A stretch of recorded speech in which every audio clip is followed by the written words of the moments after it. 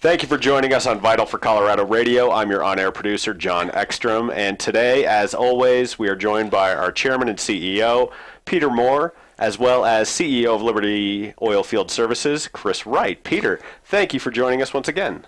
Well, thanks a lot, John. This is it's great. It's an opportunity to, for me, it's a real privilege to do the show because I get to talk to interesting and smart people throughout the state, and there's an Sorry, that won't be true today. A great number of those, and very, very happy, Chris, to talk to you, and I'd like to understand and have you explain, I guess, how you got into the oil business and oilfield services and some of the innovations with kind of a focus on innovation, I think, that people just don't really understand. It's happening all the time, and I think your company is a big part of that. Well, thanks. Yeah, I mean, I got into the oil and gas business purely by accident. I've been an energy nerd since I was a kid. I worked on fusion energy in college and solar energy in graduate school, and it was simply a missed paycheck for me as an engineering graduate student that I had to get a job, and I called up a gal who's now my wife and mother of the children, and she connected me with a tiny company that was in the oil and gas. That was not by design. I wasn't smart enough for that, but that's how I got into the oil and gas industry. Well, and let me say you are the CEO of self-effacement, because you have quite the extensive resume here, and working in fusion and solar, and as you look at your CV, you are a master of underplaying sort of your accomplishments and your resume. I don't know about that, but I've been lucky, and I've been able to work in energy all of my life, which is lucky in itself. I mean, energy is the industry that fuels everything else humans do, so I feel lucky to be in an industry like this. Well, just to follow up on John's attempt to spread the kudos here, I think you have an undergraduate degree in mechanical engineering from MIT and Cal Berkeley with electrical engineering. So you started off with a pretty strong engineering base, I would imagine, before you were lucky enough to walk into that job. Yeah, I always say I was a science geek turned tech nerd turned frac entrepreneur. Well, we don't want to talk about fusion, but one of my hobbies is physics, always has been since I've been a kid, and I have a college kid right now that's studying physics, and I quickly have realized that he has outstripped my math skills. He was trying to explain derivatives to me the other day, but there are many developments in fusion. Just to get off topic for a moment, do you think fusion will come online in the next 30 years in the U.S.? Yes. There are many developments just in the last couple of years, Ptolemaic and magnets and all this kind of stuff, that and solving some of the problems of containment. It is, and there's a whole inertial confinement with lasers, sort of episodic fusion. But no, it's a technical challenge, and humans are ingenious. So it's turned out to be a much harder problem. When I went to work in it in graduate school 30 years ago, we thought it was 20 years away then. Right. So the problem has proven more difficult than certainly I appreciated at the time. But I would say I'm confident in 30 years there will be fusion power production. Will it be a major part of the electricity grid? I doubt it by then, but it'll be on its way. Look, at 99.99999% of all the energy in the universe comes from nuclear fusion. And in fact, all the energy we harvest on Earth is simply just a derivative. The energy arrives here from the sun via nuclear fusion and gets stored in biologic matter for oil, gas, and coal, or a streaming flow for solar energy, or it's thermal gradients that from this fusion from the sun that drives wind power. It's the elements that come from exploding stars like uranium that provide fission power. All energy ultimately is nuclear energy. We're just using derivatives of it. That's right. I guess we are stardust, aren't we? So you really have had a lifelong passion for energy, and what led you from that background to Liberty Oilfield Services? Well, I'd say that the love of energy came from two things. First was as a kid, as I said, I was a science geek. I loved how does the universe work, how far away is the moon or the sun or the stars. Were you in science fairs and things like that growing up? I was. Do you remember any of your projects? I do. Tell us about them. So I wasn't the most practical guy, so I was in all of one science fair, but I did win, and it was the Denver Metro Science Fair when I was in high school. and my project was called Magnetic Confinement of a Plasma. Oh my! So I had this interest in fusion energy already. Yeah. So I took a fluorescent light bulb and wrapped a coil of wire, solenoid, around it, with the idea that with a magnet I could prevent free electrons in the plasma from hitting the phosphorus, and maybe I could change the spectrum of the light and detect, this impact of confining the plasma. Wow.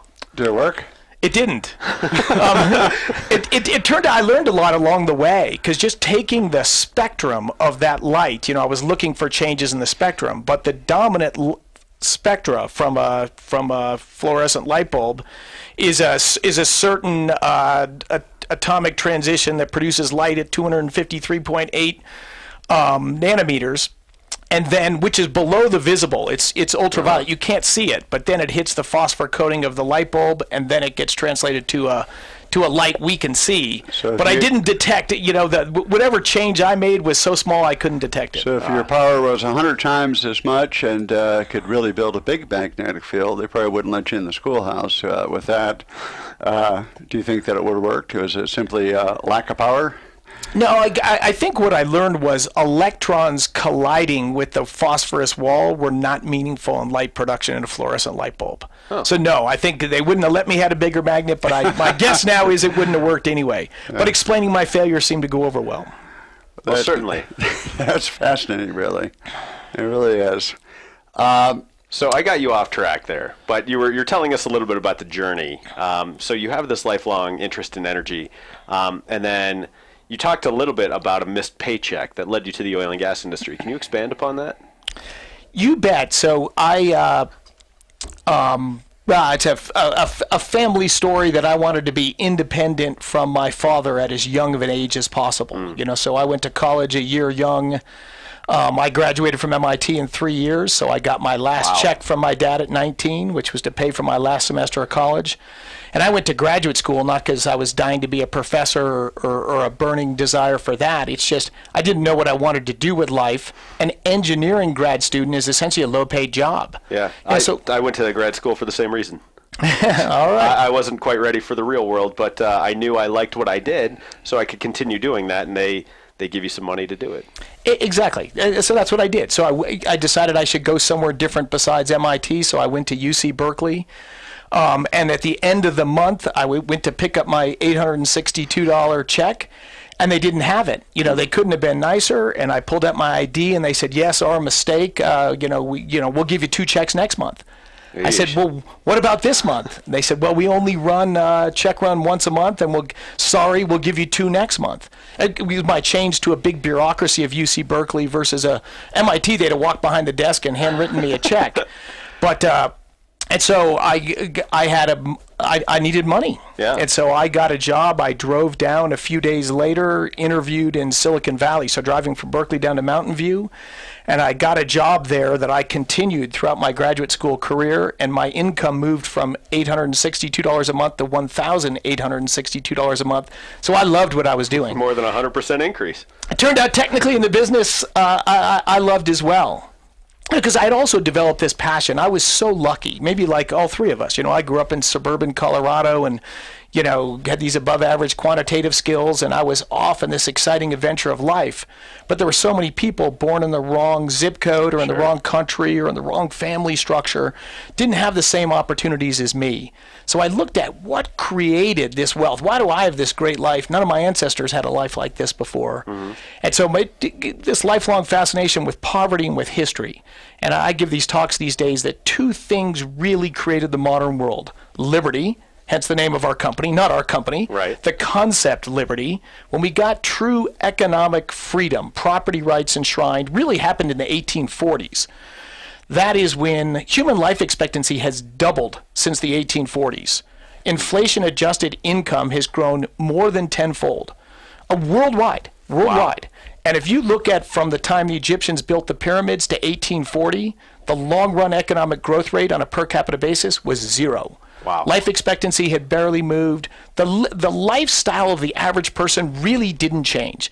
We had more kings and queens, and we had more science, for a few percent of people. Right. Life became more knowledgeable, more enriching, more wonderful, but the common person, 90% of people grew and lived in food production and didn't live meaningfully different than their ancestors 5,000 years before. Then we enshrined property rights that allowed people to create businesses without government approval. And we had an explosion of business and competition, which led to innovation. And no surprise, that's the 1840s, no surprise, the very next decade, the first oil and gas wells drilled in the United States.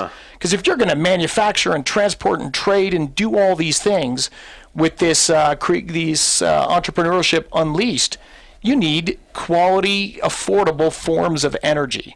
And so this modern energy, mostly from oil and gas, also from coal and nuclear power and others, modern energy and liberty allowed us to live twice as long today and have lives that are just unimaginably different from our ancestors throughout all of history. Wow. Not to get too deep into history, but it occurs to me that the land policies in so many other countries led to the immigration, such as Sweden. My family's from Sweden, and we came because of the land policies, and it would just shrink and shrink and shrink and shrink. It didn't have primogeniture.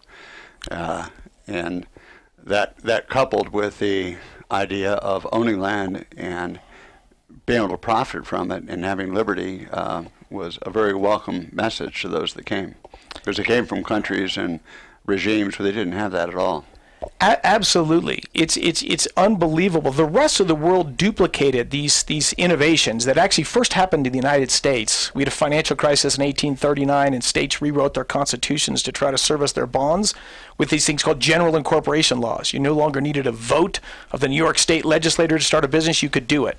And 3 years later, England passed a thing called the Registration Act, around the same time as the Corn Laws, which are more famous, but the Registration Act was more important. These two things meant that you and I, Peter, could start a business. There may already be a business making buggy whips, and the politicians wouldn't grant us a license. These guys there's already is a buggy whip company, and they're supporting the politicians. Once we could do that, and innovation got unleashed, wealth just grew enormously. So though it started in the United States and the United Kingdom, pretty rapidly these institutions spread around to Western Europe and the world. In the Western world, a small part of the Western world, in sync, grew wealthy. And now these property rights institutions have spread around. Unfortunately, and relevant to the shale revolution, there's been some rollback of those institutions. I mentioned England as really one of the birthplaces of political liberty, even ahead of the United States, and then economic liberty together with the United States. But in the Depression, in the 1930s, they nationalized all the minerals underground. So now in the United States, we're the only country in the world where the farmer owns the minerals under his property. So why is the shale revolution huge in the United States and not in the United Kingdom, which has got awesome shale reserves and coal reserves under it? It's a property rights. It's an economic institution thing. Your partner there is the government, not the farmer. Where private companies can negotiate with private landowners. I think that's an overlooked aspect of what drives innovation here, and it's certainly a tribute to the free market in that regard. Absolutely. It's this enabling of human freedom allows the creation of wealth and allows everyone to pursue the different dreams or wishes they have. Absolutely. And Chris, I'll tell you, we've done many, many hours of this show. There are very few people who can point to 150, 200, 5,000 years ago to talk that informs their origin story for doing what they do. So that is certainly unique to you and a fascinating perspective. Very much so. I'm sitting there going, this is great. This really is great. And I was just, I guess politically, I was listening to a BBC story just this morning. And there's a fracking enterprise. I don't recall which part, but I think it's North England by Scotland. And they have their permits and are starting to work. And the people that are fighting in terms of local control and local community, so we don't even know where they're trying this, they will fail. There's no support for this. And it just seemed to me that the public sentiment against expansion of energy in northern England is so strong that the people that are fighting it feel confident that they'll be able to stop it, even though the companies have their permits and are actually starting development just yesterday. I think that the public sentiment is depends how you read it. You know, in England, it doesn't take very many people to stop something. It's very hard to do something, but it's not very hard to stop something. Well, I spoke in the House of Lords and then later testified when they formed a shale gas committee. The Sun Times, I think it's the most wide circulation. It's a tabloid, but it's a wide circulation paper in England. After that, they flew over, visited us in the Bakken, and they wrote a story in the Sun in the United Kingdom, and they took a poll who favors development of shale gas in the United Kingdom, and it was overwhelmingly positive. Politicians followed suit, and they went to work and put into place shale gas development laws. It would be enormously impactful for England. Look, the Industrial Revolution began there because they had three things in the Midlands of England. They had an entrepreneurial spirit, they had property rights, and they had cheap energy. And they're in the process, in the Midlands of England, of losing all three. They have expensive energy. Every petrochemical plant but one has left the United Kingdom. The birthplace of the Industrial Revolution has been sort of deindustrialized because of, they technically have property rights, but if 10 people can chain themselves or 3 people can chain themselves to your attempt to build a factory or something, do you really have property rights? Liverpool, the port city of where the Industrial Revolution began, 1 in 3 households have not a single employed person in it. Wow. London's doing fantastic. Financial services industries, advertising, you know, of course the economy of the United Kingdom is okay, but the blue collar part of in the Midlands in the north of England, where the Industrial Revolution began, is not doing well. And you bring shale gas there, you would cut more than in half the local price of natural gas. You could revive petrochemical, you could revive manufacturing, you could revive blue collar jobs in producing energy. They import LNG from Russia. It would be an enormous freedom boom for blue collar people and economic boom for the United Kingdom if they would carefully regulate and carefully monitor the safety, but allow shale gas development in England. Wow. Well, I guess you can't really solve the problems of every country, but there's such resistance in the news media in England. It's almost as if it's a fait accompli, so it's very good to hear a very positive report from you. And I almost look at some of the arguments in England as sort of being precursors of what might come to the U.S., and that's what I worry about. You know, absolutely. When societies become wealthy, they tend to lose sight of how they got there, what brought them wealthy, you know. And then, you know, we got wealthy by devolving power from the top to individual empowerment and individual decision making. When societies get wealthy, they tend to want to reconcentrate decision making power at the top to help this interest and stop that. And you always tend to have a backlash. And we are going through a backlash in this country. The United Kingdom and Europe has gone through a multi-decade backlash against these free entrepreneurial institutions that generated their wealth. And yes, we are drifting that way as well. I suspect, and I'm an optimist, that needle will swing back. The rest of the world's going the other direction. In India, in China, in Africa, you know, which again has had authoritarian rule. Their individuals are being empowered, cell phones, trade without government organizations. Wealth is rising significantly. India, Africa, South Asia, China, Southeast Asia. So the developing parts of the world are swinging towards freedom and individual empowerment, and they're growing fast. The wealthy parts of the world, there's a little bit of a swing the opposite direction going, unfortunately. Well, the mission of Vital for Colorado is fundamentally to try to add some facts to change the debate, is to educate and to advocate, and there's so much that's gone on, I guess really during the last 30 years, but in particular the last 10 years, on the science front, on the service industry front, and on the regulatory front in Colorado, that much to the positive. And many of the issues that people debate and argue have been resolved or perhaps even taken off the table, or there has been consensus with regard to very, strongly disputed issues such as methane gas emissions. 2013, I think that environmental interests, national environmental interests, and the state of Colorado and producers all came together to developed new regulations that have become almost the model for the country and the world. And people look at things in a static way, but it's an evolving landscape. And so part of our mission is to try to explain that. And I can see that that's your mission, but you're doing so from a much deeper intellectual basis, I think.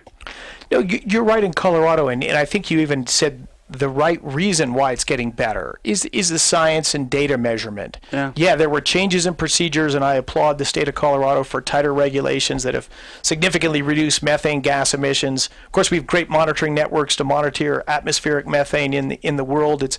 Its rise has been extremely modest and generally driven by agriculture and other activities. Oil and gas's contribution to atmospheric methane is very small. Right. That's great for technology to businesses and to regulatory environments like in Colorado. The huge water monitoring network, groundwater monitoring network put in throughout Weld County. Because I think people, if I knew nothing about oil and gas and someone knocked on my door and said, these guys are going to drill a well and pollute the groundwater and hurt your children, I'd be fearful too. Who wants their kids drinking dirty water? So I think it's a very rational response.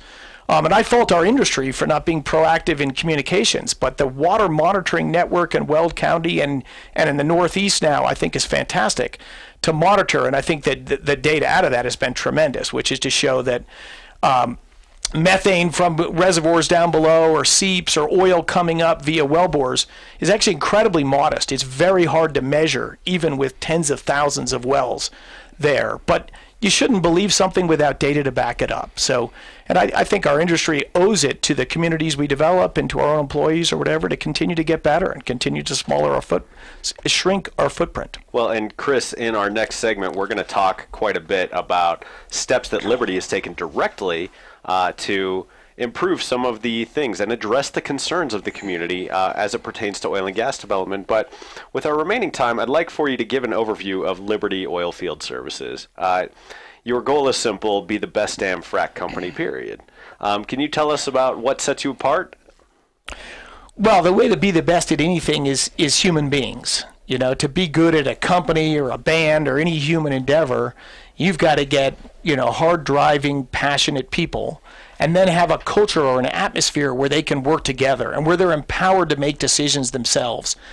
It's the same thing in a business as it is in politics. When you have if I tried to tell everyone what to do, I don't know much about most everything we do. That wouldn't work. Right. And of course, if you were really good at sand logistics, why would you want to listen to me? You want to do it yourself. Right. So we get great human beings, and we empower the people to be responsible and make the decisions for what they're in charge of.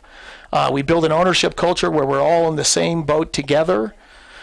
And if you look at the downturn we had, obviously a very rough downturn for the industry, we laid no one off. Wow. So what differentiates Liberty from others in our business is I would say a different quality of people and very low turnover. If people stay for an organization for a long time, think of a football team. If you trade your players every year, it's hard to get chemistry. But if you have the same players working together, they just get better and better, they get in sync.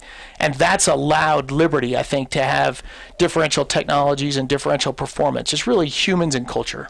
That's a remarkable difference, and you're speaking to a victim of that downturn, and it's remarkable that you were able to continue. Was that rough financially, not laying anyone off, or was that just sort of a mission statement that you decided to make? Well, it was a mission statement. I did go around to our camps at the start of the downturn and said, no one will lose their job.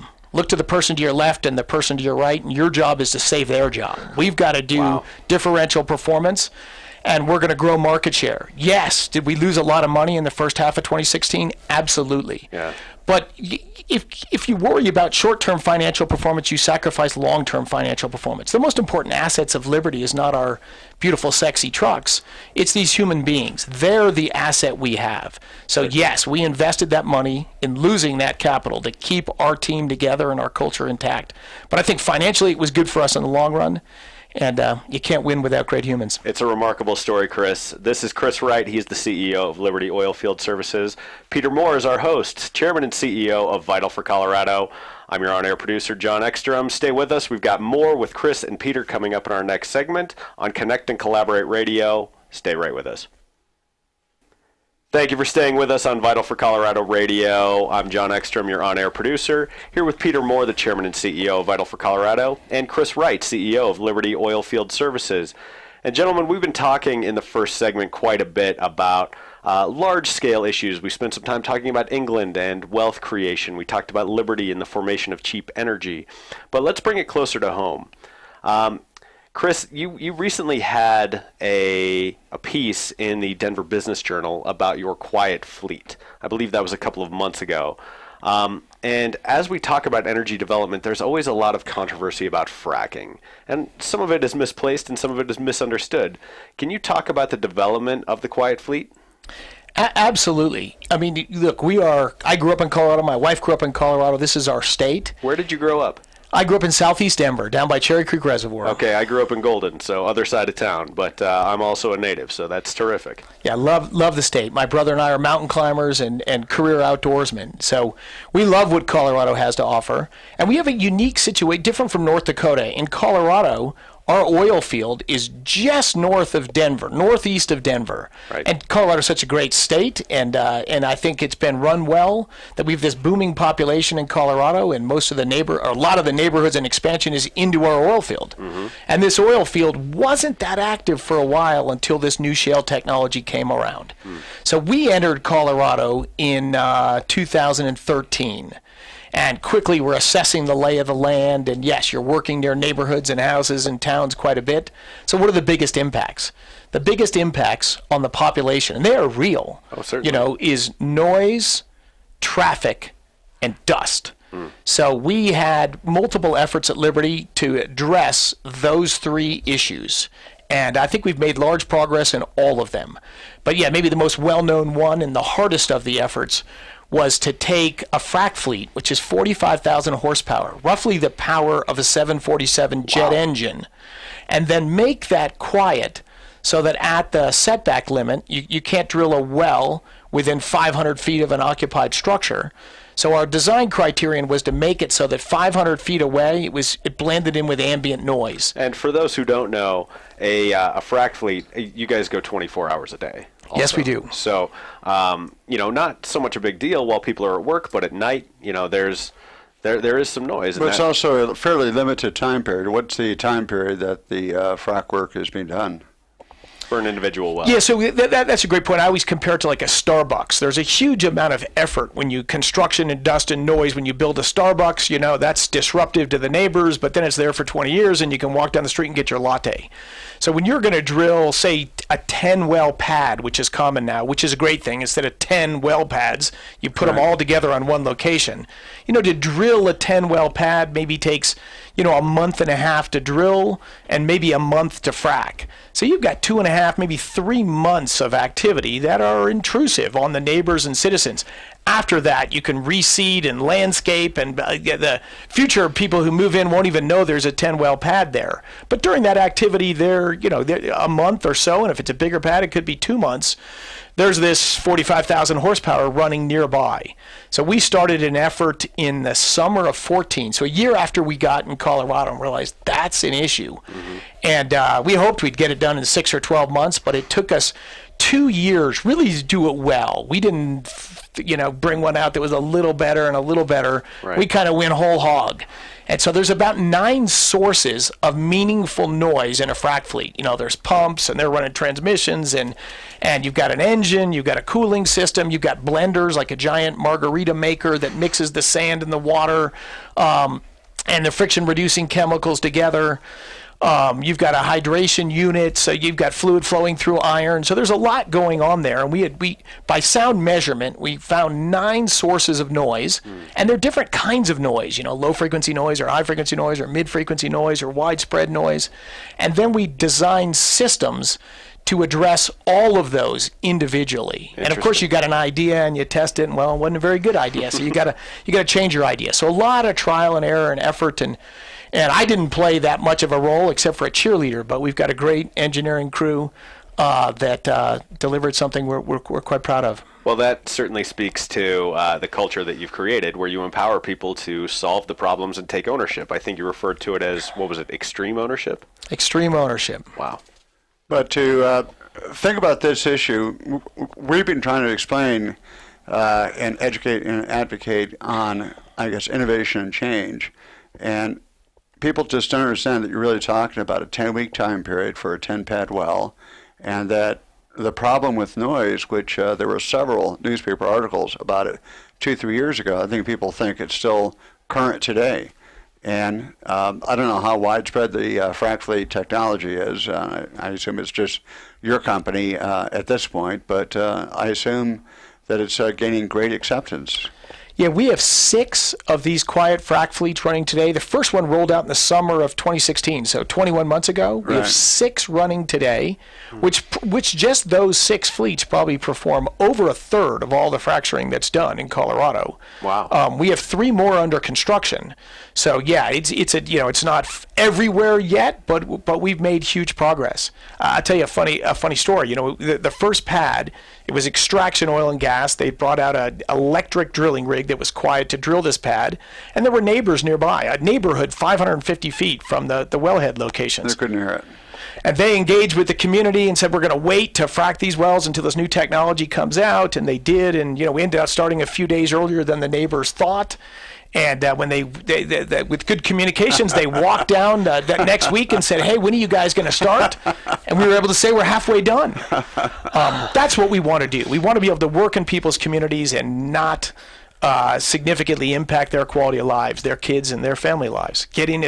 One of the huge advancements right now is to move faster. If we can take that month and shrink it to 20 days, sure, that impact just keeps getting smaller.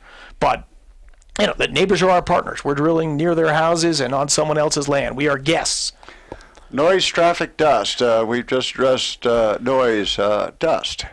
Can you talk about dust a little bit? Yeah, so traffic and dust sort of go together. So to carry a bunch of stuff around in the oil field is trucks. People associate the oil field with trucks, and rightly so.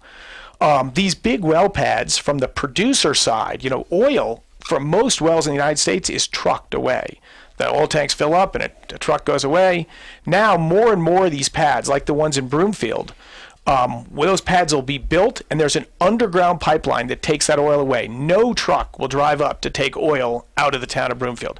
They do it today from the legacy wells. They've been doing it there for 40 years, but those wells will be removed, and the new wells will have an underground oil pipeline. So in a few years, Broomfield, after 40 years of oil traffic going in, will no longer have any. Now, when we frack these wells, we're pumping mostly water and sand underground, and it's a lot of sand. So the biggest truck traffic in frack operations is transporting sand to location. And they used to be kind of like, think of a long dump truck, sure, full of sand, and it drives up on location. Now you got to get it out of that truck into a bin where it's going to be pumped down hole. And probably create a lot of dust. Yeah, and they use an old-fashioned, blower technology. I mean, again, it's been used for 50 years all over the country, including in Beverly Hills. We did some fracking in Beverly Hills 15 years ago. Yeah. But so that blowing Did you help of Jed Clampett, bud? we didn't see Jed. We didn't see Jed. Just needed a gun. But in any case, so this sand and the dust with moving sand is a big deal. So we just said, instead of having 45 minutes to a blower to move the sand from here to there, instead of putting it in a dump truck, let's put it in steel containers. 2 steel containers on a flatbed truck. No one even knows what's in them. They got a pretty Liberty logo on it, and they're basically 8-foot cubes sitting on the back of a flatbed truck. That drives up on location. A forklift lifts off those 2 containers. There's a belt, like a conveyor belt underneath them. They open up a hatch and they just gravity feed. And you would never know that, millions of pounds of sand went down that little corner location where there's oil and gas activity. So this got rid of the dust. It also shrinks truck traffic. We can carry more sand in those containers than in the dump truck. And to blow those dump trucks off takes 45 minutes. So there's usually a line of trucks waiting for this guy to get done, and then they pull in and they blow off. But if a truck goes in there and it's out in 3 minutes, there's no line of trucks waiting to go. There's less trucks because we're carrying more sand per truck, and there's no dust. So one might think that you're approaching this like an engineer would just approach a problem, which is solve the problem, identify the issues, work on them one by one. But these are huge issues. And over the last 5 years, there have been so many articles about the amount of time for the industrial activity so close to other stakeholders, such as homes, the amount of noise from trucking, the amount of traffic. And, people have just made statements, there are these many trucks.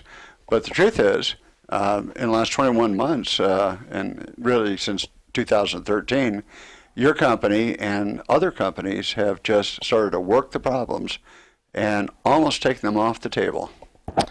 Yeah, that's certainly our mentality, and I would say the mentality of the industry and our customers here. Now, these are real problems, and these problems don't go to zero, but we shrink them. What we want is a shrinking impact on communities and a growing production. Growing production is a huge tax revenue for Colorado. It's a significant funder of our schools, and it's growing significantly. Colorado oil production today nearly double what it was 5 years ago. And a lot of room left to run. Yeah, and there are other companies. I'm not sure of all the innovations, but I know that the company that you mentioned, Extraction, is starting to use electric drills. Can you tell us about that a little bit? Yeah, absolutely. It's the same thing with a drilling rig. It's a high-powered piece of equipment. It's a little easier with a drilling rig in that it's 1,500 horsepower instead of 45,000 horsepower, so it's 30 times less. But it's a tower, and it's running a high-powered engine. So Extraction and others have used rigs that are electric, and they're running off-grid power.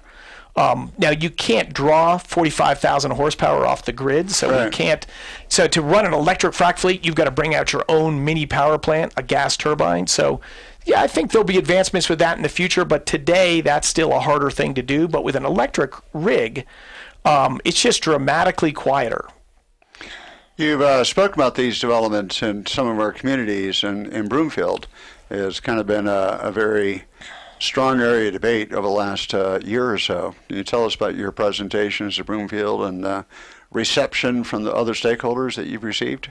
Absolutely. So real quick on the background. So yeah, Broomfield's this suburban community just north of Denver. It's a great town, and there's enormous oil and gas resources underneath it.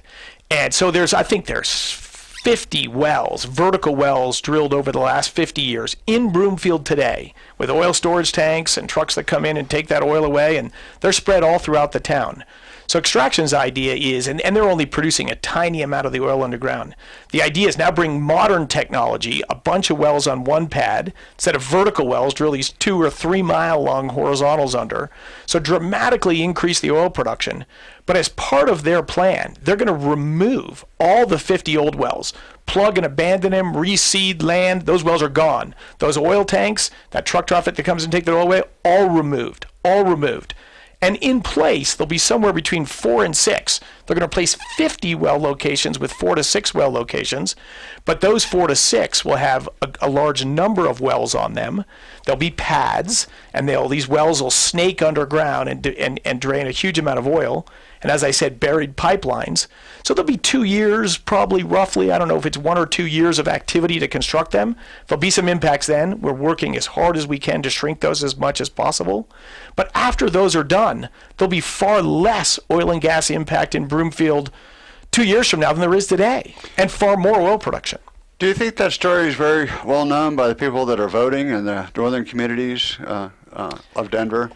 I mean, to me, that sounds great, and it's just the right kind of thing to do, and it's very progressive, it's very proactive, and but you don't see these stories, at least I don't see them the way that they should be. I don't think it's that well known. And I blame a couple things. I first of all blame ourselves. Oil and gas community has been, generally kind of keep your head down and, do the right thing, but people don't like oil and gas, so keep your head down. I think that's the wrong strategy. When you're doing great things, you just stand up and be proud. Exactly. What it's meant to human life expectancy, what it means to human health and people's conditions today. You can fly across the country to visit grandmother or drive far here. Hell, I've got a piece of hydrocarbon in my heart, closing a short circuit I had in my heart. All plastics are made out of oil and gas. So yes, I'm very proud of what we do, and I think we should be more open and outspoken about it. I think that would help. I think Colorado industry has started to step up in the last few years, but we're a little behind. And so you get a small number of people that don't like oil and gas, and it's not because of fracking or the way we do things then. They don't like hydrocarbons. A lot of them don't like capitalism or wealth or whatever. I don't know. But they're a small percent of the population. But they tend to be much more vocal than we are. So they are around and getting people scared and their ires up. It's going to hurt your human's health. It's going to change our qualities of lives.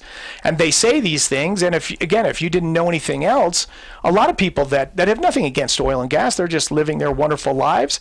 They get scared and concerned, and their concerns are legitimate, but we just need to be better at engaging and addressing them. And they've been much better at selling a scary story than we've been better explaining the reality of what happens. Well, not to be too dogmatic about it, but the number of arguments that can be made against the oil and gas industry are being reduced. And they're being reduced by science, by innovation, by knowledge, by the great testing network. You spoke earlier, I think in the last segment, about the metrics, which is the ability to gather information and data. It's so much greater now than it was 10 years ago. It is. I mean, you can't think of a thing that involves technology that's not moving forward. And again, as you heard, I went to school to work in fusion energy. I worked in solar energy. I worked in geothermal energy. Because I believed as a kid, oil and gas, that's going to sunset industry, and the future is elsewhere. I wanted to be part of the future. I never would have imagined 30 years ago that by far the most important, most dramatic, and most significant innovations in energy technology in my lifetime would be in oil and gas. We use dramatically less land today than we did, 10 years ago, but yet United States oil production's doubled. The price of oil over the last 3 years averaged about $50. It averaged over $90 the 3 years before that. That $40 delta is $1.25 trillion savings to consumers every year. $200 for every man, woman, and child on the planet. Now, for wealthy radio rock stars like you guys, that may not be a big deal. But for people, particularly low-income people, this is life-enhancing, life-changing, and keeping the cost of energy down. I'm very proud about that side of the shale revolution. Long-term, low-cost energy has caused a tremendous transfer of wealth to people, and they're using that wealth for food, for basics, for medicine, and it's been so much greater than the government stimulation in terms of scope, length, and then it has other impacts of bringing sort of the reindustrialization of the entire country, because many industries are coming to the U.S. because low-cost, long-term energy, and I'm thinking of plastics. I'm not trying to bring up the graduate, but the plastics industry, which uses hydrocarbons as a base source for material. I guess the aluminum bauxite industry, very, very high user of energy. And there are many others. It's incredibly broad. My brother and I gave a talk in Denver maybe a month ago about climbing Denali in Alaska. And mountaineering in general. We're outdoor adventurers and mountaineers. And the outdoor adventure, kayak, climber community tends to think we're the opposite of the oil and gas guys. They're the dirty industrial guys. We're the back to nature guys. And so what we did in our talk was explain to people there were no outdoor adventure guys, natural parks, big mountain climbings, all that. All of that is simply not possible without oil and gas. Oil and gas is the enabler of the adventuring to the outdoors and the wildernesses. Not only do you need the wealth for the time to do it, the transportation to do it, all the gear we wear and climb with is made out of oil and gas. All of our shoes, our materials are made out of oil and gas. Oil and gas has been the enabler of these fantastic outdoor industries and also the savers of our forests. England was completely deforested because it started to deindustrialize before the arrival of coal, oil, and natural gas. The eastern part of the United States was significantly deforested early on. Once you get energy from 2 miles underground, instead of by cutting down the nearest trees, plants, and shrubs, that is when you can have a much greater wilderness and all that. I showed this picture, sorry to jump around. Look at it, a satellite picture of the island of Hispaniola. Haiti on the east, Haiti on the west, Dominican Republic on the east. I should know the picture. Yes, and you see the North and South Korea picture, you can tell the difference at night. You can tell the difference here in the day.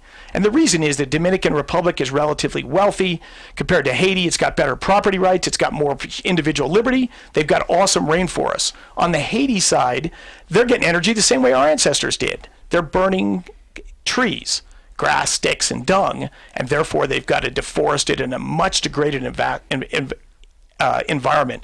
Oil and gas have allowed the increase of environmental quality. The United States has seen a dramatic increase in environmental quality the last 50 years. We've been the drivers of that, but in popular purview, we're the threats to that. I think that's backwards. Well, and Chris, something that's interesting and builds on this point is I saw a study recently. Carnegie Mellon University tracks U.S. carbon emissions, and carbon emissions continue to fall in the U.S., largely as a result of the increase in natural gas. And I know this is a subject near and dear to your heart. Would you care to comment on that? Yeah, absolutely. So as a tech nerd, I love the science of climate change. As an outdoor wilderness guy, it's increasingly interesting to me. And so to take your point further, in absolute levels of carbon emissions, we've dropped for about 25 years. But if you correct per capita, how much CO2 emissions we have per person, last year they were lower than any year since I was born. So when I was 5 years old, 45 years ago, no one talked about climate change or CO2 emissions. Our CO2 emissions per capita were higher than they are today. Wow. And they continue to drop. Yet about 2/3 of that drop of the United States has been because of the shale revolution, natural gas displacing coal. In fact, CO2 emissions in the United States have dropped more in the last decade than in Germany. Wow. Who has spent the most and the most politically all in to reduce their CO2 emissions. They've gone a different path, and electricity prices in Germany are 3 times that in the United States. Wow. So for industry, for low-income people, there's a whole term, energy poverty. To heat their homes, to do what you do is 3 times more expensive in Germany, and they've dropped their CO2 emissions less than us. Wow. Is there resistance from people when you tell that story? Do people go, there's no way that can be accurate? Because it feels, the narrative we're often fed is that those two things are in opposition to each other. The story you're telling is that, no, they actually do work together, and this enables environmental protection. Absolutely shock at those things. But, most humans are thoughtful. They just hear what they hear in the newspaper. They didn't know. And we're lucky in a modern society with an internet. Anyone can go with 4 clicks and download that data. You can get the CO2 emissions of every country in the world. There's poor data for the developing countries, but for the wealthy countries, you can plot it versus time. All of the things I say I think are shocking to people, but they can confirm them with themselves in 5 minutes. Right. And of course, I give talks and present this data. I think it's just a changing perspective. If you think of the last few years, it's kind of the battle of the environment versus energy. Too many of our politicians talk that way. That's not actually the right way to look at it. It's what has the change in energy sources from biomass, from trees to oil and gas. What has that meant for the environment? And the plus is just tremendous. Yeah. I think that many people know that the shale revolution has caused the fall of CO2 emissions because of the conversion from coal to natural gas. But I've actually not heard before doing it on a per capita basis and looking at a span such as 60 years, go back to 1950. Vada for Colorado. I'm only 53. I'm not going to take offense at that 60-year comment. Okay. Well, I'm going back to my time. I think we can probably help and spread that particular message. That's a good message. That's one we're not currently advancing. That's one we should. And we've got only about a minute left. So, Chris, if people want to learn more about Liberty, or if people want to learn more about these issues, where can they go? We have a website, and there's some talks and there's information on that. I gave a commencement address a little more than 2 years ago at CU Denver's Business School Global Energy Management Program. GEM program. And there I tried to step back and talk about some of the things I'm talking about here. What has energy meant for the human condition and human life? And it's a big picture. I'd recommend, I think it's going to be made into a radio thing in a little bit, but I'd recommend reading that. But you can also Google, Shale Revolution and Liberty or Chris Wright, and you'll find a number of YouTube talks and all that. Or you're a Denver citizen, come on around. We got a happy hour every month at the company, and we want to engage people in energy openly and honestly about what we do. Fantastic. Peter, a quick plug for Vital for Colorado. Vital for Colorado can also be found on the web at www.spelledoutvitalforcolorado.com. Chris, thank you very much. Fascinating talk. Thanks to both of you for having me and for the listeners for tolerating me. Thank you both very much. And you can find this episode at cobrt.com as well as vitalforcolorado.com. Thank you very much for joining us, and have a great day.